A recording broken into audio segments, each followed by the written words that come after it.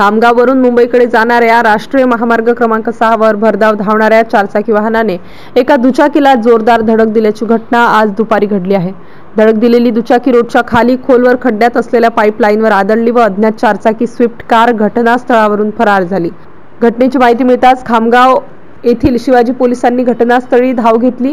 प्राप्त माहितीनुसार या अपघातात आपल्या वडिलांच्या मित्रांसोबत दुचाकीवर बसून येणाऱ्या जळगाव जामोद तालुक्यातील वडापाणी या गावातील कमलेश अमित मसणे वय वर्ष 10 या बालकाच्या डोक्याला जबर मार लागल्याचे समजते। अपघातग्रस्तांना सर्वप्रथम उपचाराकरिता खामगाव येथील ग्रामीण रुग्णालयात हलवण्यात आले व प्राथमिक उपचार घेऊन तात्काळ खामगाव येथील खाजगी दवाखान्यात त्यांना हलवले आहे। मुलाच्या डोक्याला जबर मार लागल्याने बालकाची परिस्थिती गंभीर असल्याने तेथील डॉक्टरांकडून पुढील उपचाराकरिता अकोला येथे पाठवण्यात आले आहे।